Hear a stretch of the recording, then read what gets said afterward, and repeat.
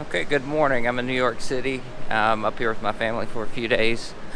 But this morning I'm going to go meet a few people from the sake industry. Now I'm walking down to meet Ben Bell. Ben Bell's a fellow Arkansan and a friend of ours that works as a sake distributor with a sake distributor here in New York. So I'm going to go grab breakfast with him. So we'll see you in a few.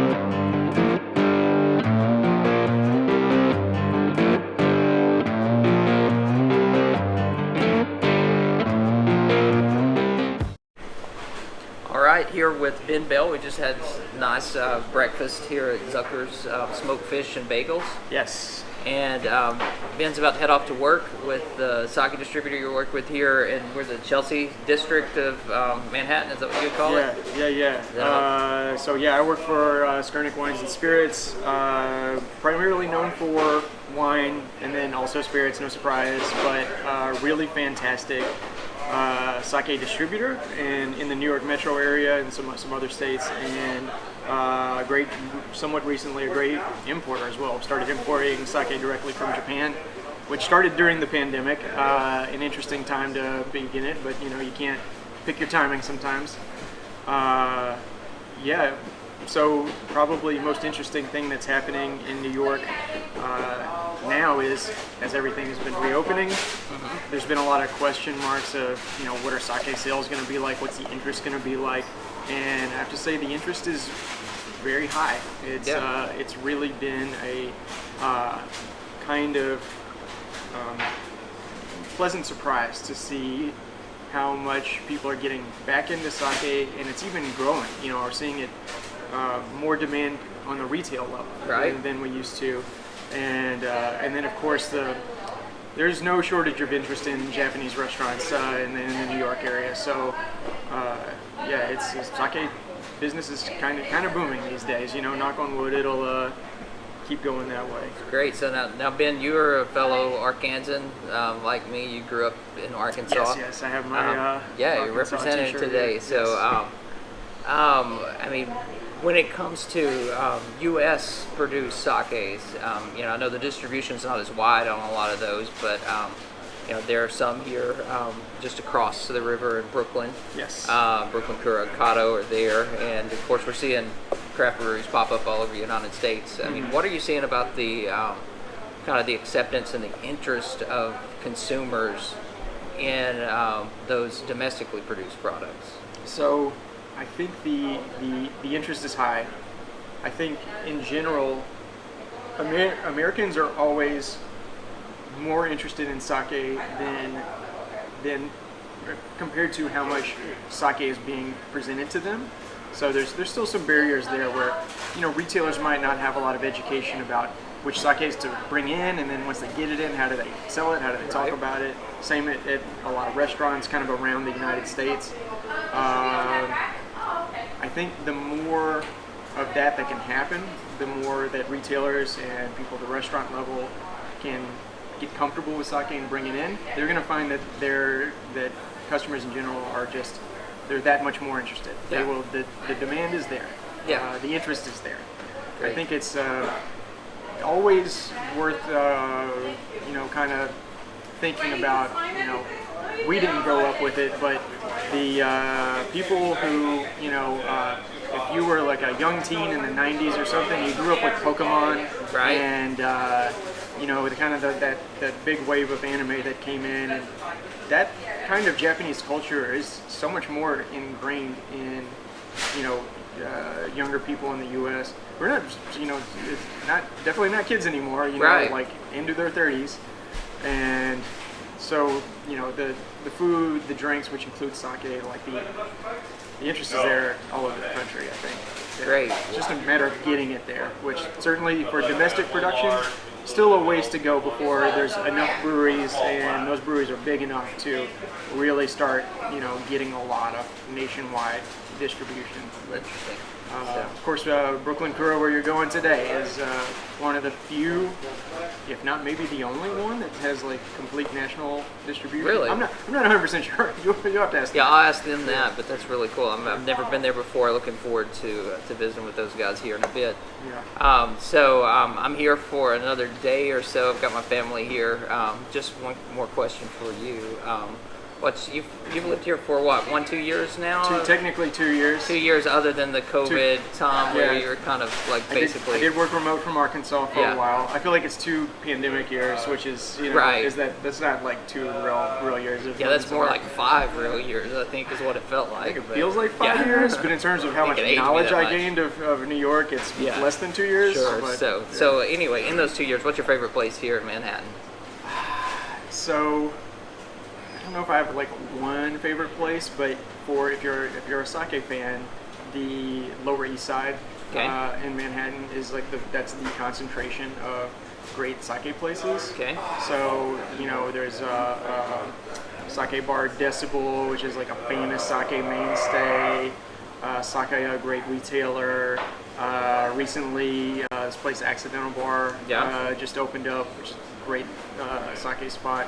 It's just my advice to anyone who's coming here is just go to that part of Manhattan and start checking places out. Cool. Yeah. So now, if you're looking more like for other types of places like that my kids might enjoy, what would you recommend? I mean, there's always there's no shortage of great museums, parks. I think if you're lucky, you can head over to Central Park, Prospect Park, and see folks doing some live music. Yeah. That's always great. And then the Metropolitan Museum is it's extremely famous for a reason. Right. So I feel like that's a treat. I don't know how much like kids would love. Oh yeah, no, we've been there once before on a previous trip, and we love it there. So unfortunately, I don't think they open till tomorrow morning, so we'll have a little bit of time. It looked like they were closed today, but I think while I'm headed over to Brooklyn Carreau, they're going to head up to the Natural History Museum and do all of that kind of stuff, and then we'll meet back up and find some other stuff. The Natural History Museum is pretty great. Yeah. So great. Dioramas, that's their specialty there. So like amazing dioramas. Cool. So well, Ben, thanks a lot. Hopefully you'll be back in Arkansas for a visit sometime soon. You can get down to the farm, but glad I could visit with you while I was up here. Same here. So, all right, thanks, indeed. Ben. Cheers. Okay, just had a great breakfast and visit with Ben Bell. Now I'm going to catch the subway on over to Brooklyn to visit with Ron and Brandon at Brooklyn Carreau, and wait here for my train.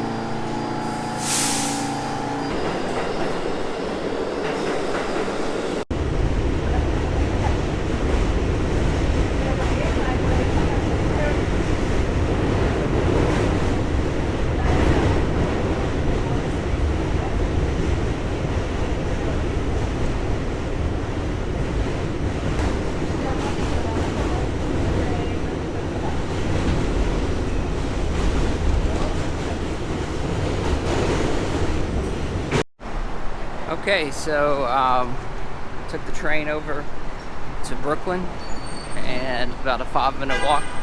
Now I see Brooklyn Carreau coming up on it now, so I'm gonna go in and visit with those folks and learn a little bit about how they are brewing sake here in Brooklyn. I'll get back to you and let you know. What's interesting is I can smell it already. Seriously, I can smell cooking rice, I think. So that's pretty cool. All right, guys, I'm here at Brooklyn Carreau. Here's Brandon. So we are going to go back and take a look at where they make the magic happen. Zico. How you doing? I'm Mark. Nice to meet you. That's Dave. Dave? All right. Nice to meet you. Mark Isbell. Good to meet you. Oh, yeah. Yeah, I've tried somebody else's stock. It's great. Nice. So this is an area where we do several different things. Last night, these guys washed and soaked rice here to get it to a certain moisture content. Okay.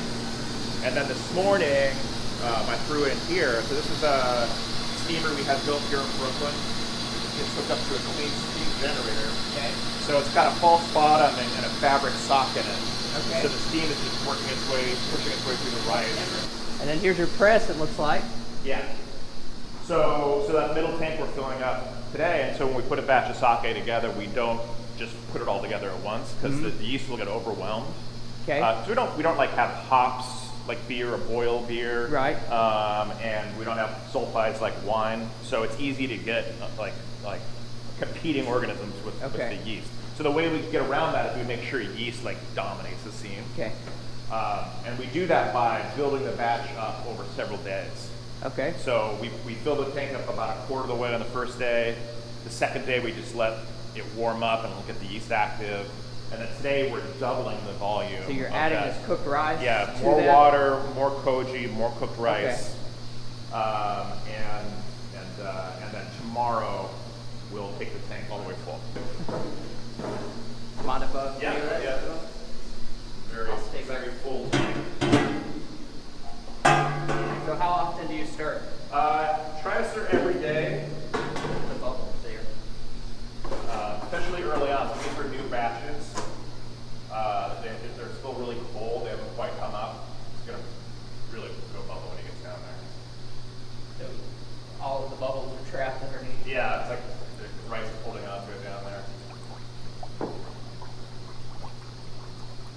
And I'll just show you our expanding space back here. Sure. Oh wow, this is a lot of extra space. Yeah, so we started this expansion before the pandemic and it got put on hold. So now we're trying to finish it up. But essentially we'll move the rice washing and soaking over here because that's a kind of a dirty process. Right. There's like lactobacillus on the rice grains. And we want to keep that away from, say, the koji room and bottom. So it's going to be all over here. We have nice floors that water will just drain. Yeah. This is a really old, complex building, so when the floors aren't sloped, it's a lot of push it all out. So our steamer will go right there, and also in Industry City here, they like the business to show sort of the process. Yeah, you can see the steaming from the courtyard. Yeah.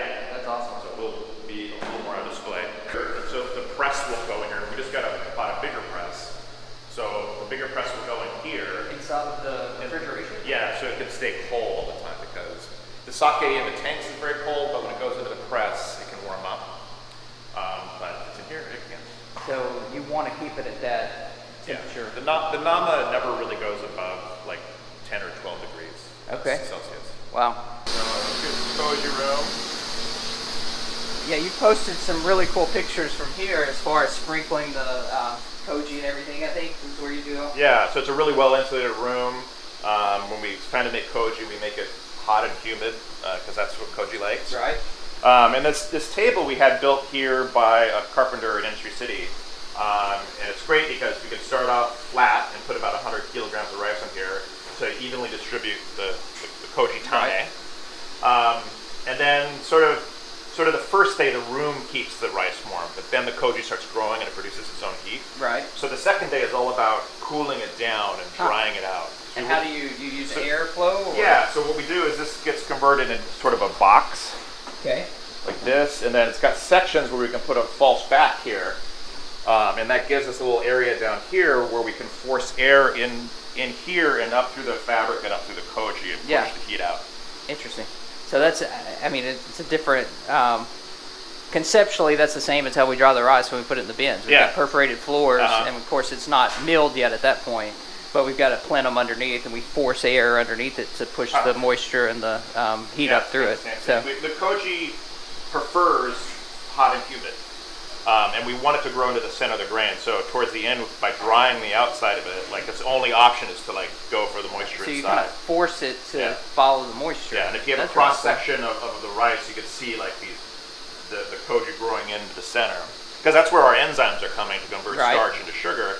And if it's all on the outside, it's the surface area is we're not going to get a lot of enzymes in just that. So you get that. Penetration. So that's also the benefit of the shimpaku as well, right? Because once it gets to the center, it's got more access to all those micro fissures and stuff. Is that the way you see it? Yeah, shimpaku is also about just having a higher starch content of the rice grain. Okay. For a certain style of sake, For instance, we also use Calrose, which have more protein in it, so it's going to give a bigger, more umami taste to it. But if you just milled down and had nothing but Shimpaku, you're going to get, no lipids, no proteins, and then just like a real clean conversion to alcohol. So really light. Cool. So Brandon, what's going on in the beakers here? So just every day we take samples to analyze. So we'll measure where the sugar's at on that, and then where the alcohol is on it, and just kind of keep track of how things are progressing.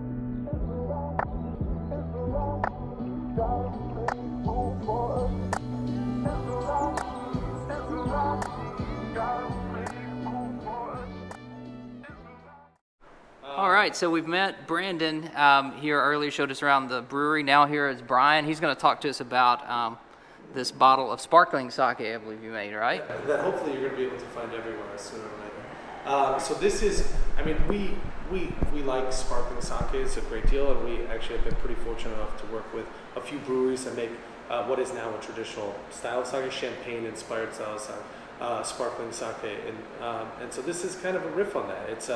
It's a bottle conditioned sparkling sake. The secondary fermentation is done with amazake and champagne yeast, and it's lightly effervescent, almost celebratory.